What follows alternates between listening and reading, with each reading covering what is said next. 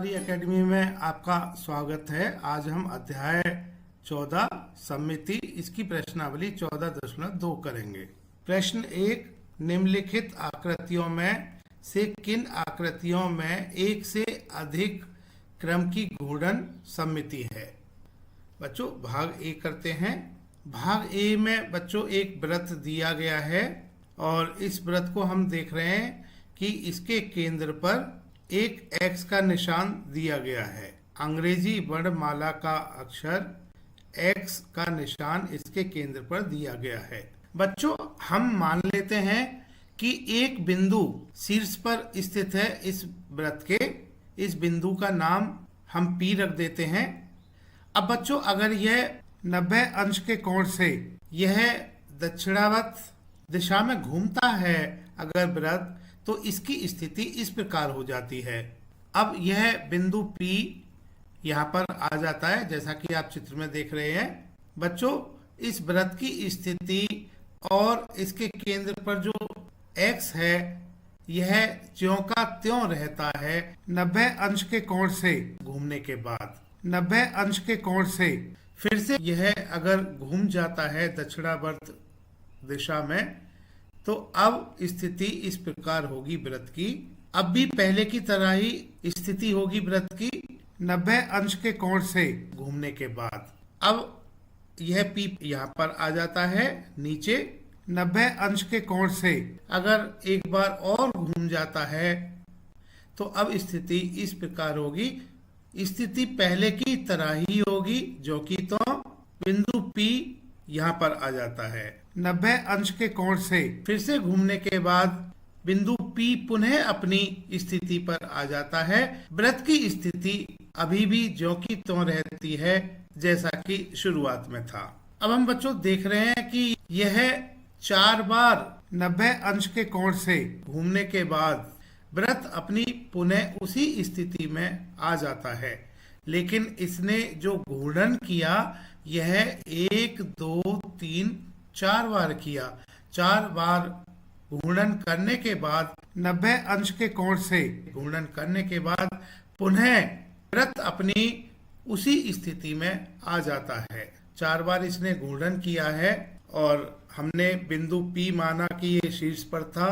4 बार घूर्णन करने के बाद 90 अंश के कोण से बिंदु P की स्थिति पुनः वही होगी और इस घूर्णन के दौरान सभी स्थितियां एक जैसी लग रही थी कि वृत्त उसी तरह से पहले की स्थिति में है। तो हम यहाँ पर कहेंगे कि घूर्णन सम्मिति का जो क्रम है यह 4 होगा।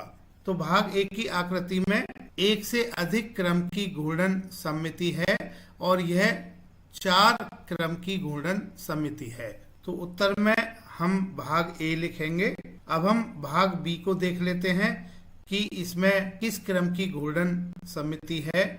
भाग बी में बच्चों एक त्रिभुज दिया गया है और यह त्रिभुज समबाहु त्रिभुज है। इसके केंद्र पर X का निशान है। बच्चों हम मान लेते हैं कि P बिंदु इस समबाहु त्रिभुज के शीर्ष पर है। बच्चों इस समबाहु त्रिभुज के सभी कोण 60 अंश के होंगे। अगर हम इस आकृति को इस त्रिभुज को 60 अंश घुमा देते हैं, 60 अंश का घूर्णन कर देते हैं, तो यह बिंदु P यहाँ पर आ जाता है जैसा कि आप चित्र में देख रहे हैं। त्रिभुज पहले की तरह ही दिखाई देता है। 60 अंश का एक बार और अगर इस त्रिभुज को घुमा दिया जाता है, इसका घूर्णन कर दिया जाता है, तो अब बिंदु P की स्थिति यहाँ पर आ जाती है। त्रिभुज पहले की तरह ही दिखाई देता है। 60 अंश का एक बार और अगर इस त्रिभुज को घुमा दिया जाता है, घूर्णन कर दिया जाता है, तो त्रिभुज पहले की तरह ही दिखाई पड़ता है। अब बिंदु P की स्थिति फिर से शीर्ष पर आ जाती है। तो हमने बच्चों इस बिंदु को अपनी तरफ से माना हुआ है और क्योंकि यह हमें आसानी से पता लग जाता है कि त्रिभुज पुनः अपनी उसी अवस्था में आ गया है जैसे कि शुरुआत में था, तो यह P बिंदु से हमें पता पड़ जाता है। अब जैसे कि P बिंदु हमने शुरुआत में शीर्ष पर लिया था और यह पुनः शीर्ष पर आ गया है, तो हम कहते हैं कि वस्तु या यह त्रिभुज यहाँ पर पुनः अपनी उसी अवस्था में आ गया है जैसा कि शुरुआत में था। तो इस घूर्णन के दौरान यह कितनी बार ऐसा घूमा है कि ऐसा लग रहा था कि वस्तु पहले की तरह ही है, त्रिभुज पहले की तरह ही है। ऐसा बच्चों 3 बार हुआ है, जैसा कि आप चित्र में देख रहे हैं। यह पहली बार, यह दूसरी बार और यह तीसरी बार, यानी 3 बार इस घूर्णन के दौरान ऐसा हुआ है कि वस्तु पहले जैसी दिखाई पड़ रही थी। तो हम यहाँ पर कहेंगे कि भाग बी की आकृति में 3 क्रम की घूर्णन सममिति है। तो बच्चों भाग बी की आकृति में 1 से अधिक क्रम की घूर्णन सममिति है, तो उत्तर में बी आएगा। अब हम बच्चों भाग सी कर लेते हैं। भाग सी में जैसा कि आप देख रहे हैं कि यह आकृति दी गई है। अब हम बिंदु P को बच्चों यहाँ पर मान लेते हैं, जैसा कि आप चित्र में देख रहे हैं, और इसके मध्य पर यह X का निशान दिया गया है। अब बच्चों यह आकृति अगर हम ऐसा कल्पना कर सकते हैं कि अगर यह 90 अंश के कोण से घूमे तो यह पहले की तरह दिखाई नहीं पड़ेगी। अगर यह 180 अंश के कोण से घूमे तब भी यह पहले की तरह दिखाई नहीं देगी। अब इसकी स्थिति कुछ इस प्रकार होगी, जैसा कि आप चित्र में देख रहे हैं। तो यह पहले की तरह दिखाई नहीं पड़ेगी। अब बच्चों अगर 90 अंश का कोण और यह घूर्णन कर लेती है तब भी यह पुनः पहले की तरह दिखाई नहीं देगी। 90 अंश का कोण और घूमने के बाद, यानी कि 360 का अंश घूमने के बाद यह पुनः अपनी उसी अवस्था में या पहले की तरह दिखाई देगी, जैसा कि आप चित्र में देख रहे हैं कि यह पुनः अपनी उसी अवस्था में आ जाती है।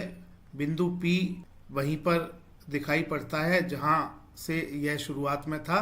तो ऐसा बच्चों 360 अंश का घूमने के बाद हुआ है। तो 360 अंश का घूमने के बाद यह पुनः उसी जैसी दिखाई दे रही है जैसा कि शुरुआत में थी।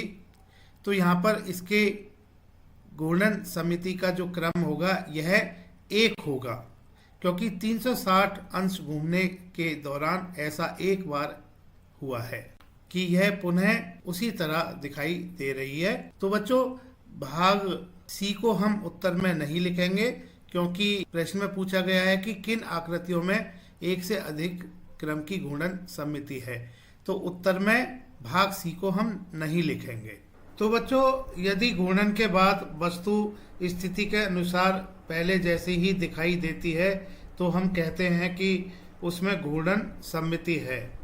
एक पूरे चक्कर का मतलब 360 अंश होता है। इसमें एक वस्तु जितनी बार स्थिति के अनुसार पहले जैसी ही दिखाई देती है वह संख्या उस घूर्णन सममिति का क्रम कहलाती है। उदाहरण के तौर पर एक वर्ग की घूर्णन सममिति का क्रम अगर 4 है तो हम कहते हैं कि 4 बार ऐसा हुआ है उस वर्ग को 360 अंश के कोण से घुमाने से 4 बार वह वर्ग एक जैसा दिखाई दिया है। एक समबाहु त्रिभुज की घूर्णन सममिति का क्रम 3 है। इसका मतलब यह है समबाहु त्रिभुज को 360 अंश के कोण से घुमाने से 3 बार ऐसा हुआ है कि वह एक जैसा दिखाई दिया है। बच्चों हम कल्पना कर सकते हैं, सोच सकते हैं या अपनी अभ्यास पुस्तिका पर इन आकृतियों को किसी कोण से घुमा के हम बना सकते हैं। और कितनी बार ऐसा हुआ है कि यह आकृति 360 अंश के कोण पर घुमाने से, यानी एक चक्कर घुमाने से, एक चक्कर का घूर्णन करने से कितनी बार यह एक जैसी दिखाई पड़ी है। तो जितनी बार यह एक जैसी दिखाई पड़ी है उसको इस आकृति का घूर्णन सममिति का क्रम कहते हैं। भाग डी करते हैं। भाग डी में बच्चों हम सोच सकते हैं कि अगर इसको 90 अंश से घुमा दिया जाए तो यह पहले की तरह आकृति दिखाई नहीं पड़ेगी। अगर हम इसको 90 अंश और घुमा दें तो यह पुनः उसी जैसी दिखाई देगी। अब अगर 90 अंश और घुमाते हैं तो यह एक जैसी दिखाई नहीं पड़ेगी। 90 अंश और घुमाने से यह पहले की तरह दिखाई देगी। तो इसका मतलब यह हुआ कि 360 अंश यानी कि एक चक्कर पूरा घुमाने में यह भाग डी की आकृति 2 बार ऐसा हुआ है कि यह पहले की तरह दिखाई पड़ी है। तो हम कहेंगे कि भाग डी की आकृति का गुणन समिति का जो क्रम है यह 2 है। तो बच्चों भाग डी इस उत्तर में आएगा क्योंकि इसकी गुणन समिति का क्रम 1 से अधिक है। अब हम भाग ई करते हैं। बच्चों भाग ई में वृत्त दिया गया है और इसके केंद्र पर एक एक्स का निशान दिया गया है और इसको बच्चों अगर हम 60 अंश के कोण से घुमाएं तो पुनः यह पहले की तरह दिखाई देती है और 60 अंश से घुमाने के बाद फिर से यह पुनः ऐसी ही दिखाई देती है आकृति। फिर से 60 अंश घुमाने के बाद फिर से यह पुनः ऐसी ही दिखाई पड़ेगी आकृति। अब बच्चों यहाँ पर मान लेते हैं कि P बिंदु इसके शीर्ष पर है। बच्चों अगर हम इसको 60 अंश घुमा देते हैं, अब यह P बिंदु यहाँ पर आ जाता है। बच्चों 60 अंश का और घुमाते हैं तो यह P बिंदु अब यहाँ पर आ जाता है। बच्चों फिर से इस आकृति को 60 अंश के कोण से घुमाने के बाद अब यह P बिंदु पुनः शीर्ष पर आ जाता है। शुरुआत में जहाँ पर था पुनः वहीं पर आ जाता है, शीर्ष पर आ जाता है। तो बच्चों 3 बार ऐसा हुआ है एक चक्कर घूर्णन करने के बाद कि वस्तु एक जैसी दिखाई पड़ी है। तो भाग ई की आकृति की घूर्णन समिति का क्रम भी 1 से ज़्यादा होगा, यह 3 है। तो भाग ई इस प्रश्न के उत्तर में लिखा जाएगा क्योंकि इसका 1 से अधिक क्रम का घूर्णन समिति है। बच्चों भाग एफ में P बिंदु को हम इसके शीर्ष पर मान लेते हैं। बच्चों भाग एफ की आकृति को अगर 90 अंश के कोण से घुमाया जाए तो अब यह P बिंदु यहाँ आ जाता है और आकृति पहले की तरह ही दिखाई देती है। बच्चों फिर से 90 अंश का कोण घुमाने के बाद घूर्णन करने के बाद दक्षिणावर्त दिशा में अब यह P बिंदु यहाँ पर आ जाता है जैसा कि आप चित्र में देख रहे हैं और वस्तु पुनः वैसी की वैसी ही दिखाई पड़ती है, आकृति वैसी की वैसी दिखाई पड़ती है। अब 90 अंश का कोण अगर हम और घुमाएं, इस आकृति का घूर्णन करें 90 अंश के कोण से, अब यह P बिंदु जैसा कि हम चित्र में देख रहे हैं यहाँ पर आ जाता है। वस्तु पुनः ऐसी की ऐसी ही दिखाई देती है। अब अगर इस आकृति को 90 अंश का घूर्णन और करें तो अब बिंदु P पुनः शीर्ष पर आ जाता है जहां पर शुरुआत में था। तो बच्चों आकृति फिर से वैसी की वैसी दिखाई पड़ती है। तो हम यहाँ पर निष्कर्ष निकाल सकते हैं कि एक पूरा चक्कर घूर्णन करने के बाद 360 अंश का घूर्णन करने के बाद आकृति 4 बार ऐसा हुआ है कि आकृति वैसी की वैसी ही दिखाई पड़ी है जैसा कि आकृति शुरुआत में थी। तो हम कहेंगे कि इस आकृति में घूर्णन समिति है और 4 के क्रम की घूर्णन समिति है। तो भाग एफ भी यहाँ पर इस प्रश्न के उत्तर में आएगा क्योंकि इसकी घूर्णन समिति का क्रम 1 से अधिक है। प्रश्न 2, प्रत्येक आकृति के घूर्णन समिति का क्रम बताइए। बच्चों भाग ए की आकृति को हम देख रहे हैं। बच्चों आपने अभ्यास पुस्तिका पर इस आकृति को बनाना है और P बिंदु ले लेना है। मान लेते हैं कि P बिंदु यहाँ पर हम ले लेते हैं जैसा कि आप चित्र में देख रहे हैं। अब अगर इस आकृति को हम 180 अंश के कोण से घुमा देते हैं तो 180 अंश का कोण घुमाने के बाद यह आकृति अब ऐसी की ऐसी ही दिखाई देगी, लेकिन P बिंदु अब इस स्थिति पर आ जाएगा। P बिंदु यहाँ पर आ जाएगा। अब बच्चों अगर हम इस आकृति को 180 अंश से और घूर्णन कर देते हैं तो स्थिति इस प्रकार होगी। P बिंदु बच्चों पुनः शीर्ष पर आ जाएगा और बच्चों आकृति फिर से ऐसी ही दिखाई देगी जैसी कि शुरुआत में थी।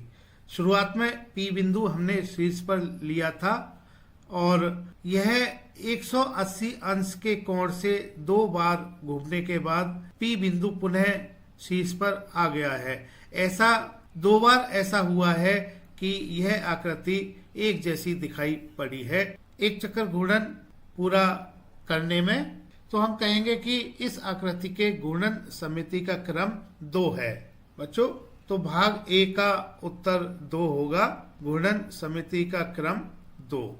बच्चों भाग बी की आकृति को अगर हम 180 अंश का कोण से घूर्णन करें तो यह ऐसी ही दिखाई देगी। मान लेते हैं कि बिंदु P बच्चों यहाँ पर है। 180 अंश का कोण से घूर्णन करने के बाद अब यह बिंदु P की स्थिति बच्चों यहाँ पर होगी। 180 अंश के कोण से फिर से इस आकृति को घुमाने से अब P की स्थिति बच्चों पुनः जैसा कि शुरुआत में थी वहीं पर आ जाएगी। तो बच्चों हम देख रहे हैं कि 360 अंश यानी कि एक पूरा चक्कर के घूर्णन के दौरान ऐसा 2 बार हुआ है कि यह आकृति एक जैसी दिखाई पड़ी है। तो हम कह सकते हैं कि आकृति बी के लिए घूर्णन समिति का क्रम 2 होगा। तो भाग बी का उत्तर 2 होगा।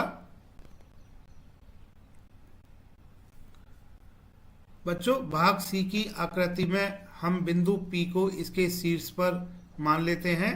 बच्चों इस आकृति को 120 अंश का कोण हम घुमा लेते हैं और 120 अंश का कोण घूर्णन देने के बाद इस आकृति को बिंदु P अब यहाँ पर आ जाता है जैसा कि आप चित्र में देख रहे हैं। भाग सी की आकृति में एक समबाहु त्रिभुज है। अब बच्चों इस आकृति को 120 अंश के कोण से और घूर्णन दे देते हैं। तो ऐसा करने से अब बिंदु P की स्थिति बच्चों यहाँ पर आ जाती है जैसा कि आप चित्र में देख रहे हैं। अब बच्चों एक बार और 120 अंश के कोण से घुमाने से इस आकृति को बिंदु P की स्थिति बच्चों यहाँ पर आ जाती है। यह बिंदु P जैसा कि शुरुआत में था उसी स्थिति पर आ जाता है 120 अंश का कोण से इस आकृति को घुमाने के बाद। बच्चों स्पष्ट है कि इस आकृति को एक चक्कर यानी कि 360 अंश का कोण से घुमाने के दौरान ऐसा 3 बार हुआ है कि ये आकृति एक जैसी दिखाई पड़ी है। तो हम कह सकते हैं कि इस आकृति के लिए घूर्णन समिति का क्रम 3 होगा। बच्चों भाग सी का उत्तर 3 होगा क्योंकि यहाँ पर घूर्णन समिति का क्रम 3 है। बच्चों भाग डी की आकृति में एक चक्री दी गई है। हम बिंदु P को इसके शीर्ष पर मान लेते हैं, इस आकृति के शीर्ष पर मान लेते हैं। बच्चों अगर हम इस आकृति को 90 अंश के कोण से घुमा देते हैं, इसको 90 अंश के कोण से घूर्णन दे देते हैं तो बिंदु P बच्चों अब यहाँ पर आ जाता है। बिंदु P की स्थिति यह होगी और आकृति वैसे के वैसे ही दिखाई देगी। अब बच्चों 90 अंश का कोण से इस आकृति को अगर और घुमा देते हैं तो बिंदु P की स्थिति बच्चों यहाँ पर आ जाती है। आकृति अब भी वैसी ही दिखाई देती है। अब बच्चों इस आकृति को हम 90 अंश के कोण से अगर और घुमा देते हैं तो अब बिंदु P की स्थिति बच्चों जैसा कि आप चित्र में देख रहे हैं यहाँ पर आ जाती है। बच्चों आकृति अब भी वैसे की वैसे ही दिखाई देती है। इस आकृति को 90 अंश का कोण से और घुमाने से बिंदु P की स्थिति बच्चों यहाँ आ जाती है और जैसा कि हम चित्र में देख रहे हैं बिंदु P पुनः फिर से उसी स्थिति में आ गया है जैसा कि हमने शुरुआत में इसको लिया था। आकृति ऐसी की ऐसी ही दिखाई देती है। तो बच्चों स्पष्ट है कि इस आकृति को 360 अंश का कोण से घुमाने के बाद इस दौरान ऐसा 4 बार हुआ है कि यह आकृति एक जैसी दिखाई पड़ी है। तो हम कह सकते हैं कि इस आकृति के लिए घूर्णन समिति का क्रम 4 होगा। तो भाग डी का उत्तर 4 होगा क्योंकि इस आकृति का घूर्णन समिति का क्रम 4 है। बच्चों भाग ई की आकृति में हम बिंदु P को यहाँ पर मान लेते हैं। बच्चों इस आकृति को 90 अंश के कोण से घुमाने से अब बिंदु P बच्चों यहाँ पर आ जाता है, जैसा कि आप चित्र में देख रहे हैं। और बच्चों यह आकृति ऐसी ही दिखाई देती है। अब बच्चों अगर इस आकृति को 90 अंश के कोण से और घुमा दें तो अब बिंदु P की स्थिति जैसा कि आप चित्र में देख रहे हैं यहाँ पर आ जाती है। बच्चों आकृति अब भी ऐसी ही दिखाई देती है। बच्चों इस आकृति को 90 अंश का घूर्णन और दे देते हैं। अब बिंदु P बच्चों यहाँ पर आ जाता है, जैसा कि आप चित्र में देख रहे हैं। बच्चों आकृति वैसी ही दिखाई पड़ती है। बच्चों इस आकृति को 90 अंश से और घुमा देते हैं। अब बिंदु P की स्थिति बच्चों यहाँ पर आ जाती है, जैसा कि आप चित्र में देख रहे हैं। बच्चों हम देख रहे हैं कि बिंदु P पुनः उसी स्थिति पर आ जाता है जैसा कि हमने इसको शुरुआत में माना था। आकृति बच्चों पहले की तरह ही ऐसी ही दिखाई देती है। बच्चों स्पष्ट है कि 360 डिग्री का 360 अंश का इस आकृति को घुमाने से 4 बार ऐसा हुआ है कि यह आकृति उस दौरान एक जैसी दिखाई पड़ी है। तो हम कह सकते हैं कि इस आकृति के घूर्णन समिति का क्रम 4 है। तो बच्चों भाग ई के लिए उत्तर 4 होगा, क्योंकि इस आकृति के घूर्णन समिति का क्रम 4 है। बच्चों भाग एफ की आकृति में एक सम पंचभुज दिया गया है। इसकी पांचों भुजाएं बराबर होती हैं। बच्चों बिंदु P को हम इसके शीर्ष पर मान लेते हैं। बच्चों इस आकृति को अगर हम 360 अंश बटा 5 बराबर 72 अंश, तो 72 अंश से अगर इस आकृति को हम घुमा देते हैं तो बिंदु P बच्चों यहाँ पर आ जाता है, जैसा कि आप चित्र में देख रहे हैं। आकृति बच्चों पहले की तरह ही रहती है। अब बच्चों इस आकृति को 72 अंश से और घुमाने से अब बिंदु P की स्थिति बच्चों यहाँ पर आ जाती है, जैसा कि आप चित्र में देख रहे हैं। आकृति बच्चों पहले की तरह ही रहती है। बच्चों इस आकृति को अगर हम 72 अंश का घूर्णन अगर और दे देते हैं तो बिंदु P की स्थिति बच्चों इस शीर्ष पर आ जाती है, जैसा कि आप चित्र में देख रहे हैं। आकृति बच्चों अब भी ऐसी ही रहती है। बच्चों इस आकृति को 72 अंश का कोण से अगर हम और घुमा देते हैं तो अब बिंदु P इस शीर्ष पर आ जाता है, जैसा कि आप चित्र में देख रहे हैं। आकृति बच्चों पहले की तरह ही रहती है। बच्चों इस आकृति को अगर हम 72 अंश के कोण से और अगर घुमा देते हैं तो बिंदु P की स्थिति पुनः शीर्ष पर आ जाती है, जहां पर शुरुआत में हमने इसको माना था, जैसा कि आप चित्र में देख रहे हैं। बच्चों हमने आकृति को 360 अंश के कोण से घुमा लिया है। 360 अंश के कोण से घूर्णन देने के दौरान इस आकृति को ऐसा 5 बार हुआ है कि यह आकृति वैसी ही दिखाई पड़ी है जैसी यह आकृति थी। तो हम कह सकते हैं कि इस आकृति के घूर्णन समिति का क्रम 5 है। तो बच्चों भाग एफ का उत्तर 5 होगा, क्योंकि इस आकृति के लिए घूर्णन समिति का क्रम 5 है। भाग जी की आकृति में बच्चों हम बिंदु P को इसके शीर्ष पर मान लेते हैं। बच्चों इस आकृति को अगर हम 60 अंश से घुमा देते हैं तो बिंदु P बच्चों यहाँ पर आ जाता है। आकृति बच्चों ऐसी ही दिखाई पड़ती है। अब बच्चों इस आकृति को 60 अंश का कोण से अगर घुमा देते हैं तो अब बिंदु P की नई स्थिति यह हो जाती है। आकृति बच्चों ऐसी ही दिखाई देती है। अब इस आकृति को 60 अंश का कोण से और घुमा देने से बिंदु P की स्थिति बच्चों यहाँ पर आ जाती है। आकृति बच्चों ऐसी ही दिखाई देती है। अब इस आकृति को 60 अंश का कोण से अगर हम और घुमा देते हैं, बिंदु P की स्थिति बच्चों यहाँ पर आ जाती है। आकृति बच्चों ऐसी ही दिखाई देती है। बच्चों इस आकृति को 60 अंश के कोण से अगर हम और घुमा देते हैं, अब बिंदु P की स्थिति बच्चों यहाँ पर आ जाती है। आकृति बच्चों वैसी ही दिखाई देती है। इस आकृति को बच्चों फिर से 60 अंश के कोण से घुमा देने से बिंदु P की स्थिति बच्चों पुनः शीर्ष पर आ जाती है, जैसा कि हमने शुरुआत में माना था। बच्चों स्पष्ट है कि इस आकृति को 360 अंश का कोण से घुमाने से ऐसा 6 बार हुआ है कि यह आकृति ऐसी ही दिखाई पड़ी है जैसी यह आकृति है। तो हम कह सकते हैं कि इस आकृति के घूर्णन समिति का क्रम 6 है। तो बच्चों भाग जी का उत्तर 6 होगा, क्योंकि इस आकृति के घूर्णन समिति का क्रम 6 है। बच्चों भाग एच की आकृति में हम बिंदु P को बच्चों यहाँ पर मान लेते हैं। अब बच्चों इस आकृति को अगर हम 120 अंश के कोण से घुमा देते हैं तो बिंदु P बच्चों यहाँ पर आ जाता है, जैसा कि आप चित्र में देख रहे हैं। बच्चों आकृति 120 अंश के कोण से घुमा देने के बाद आकृति ऐसी ही दिखाई देती है।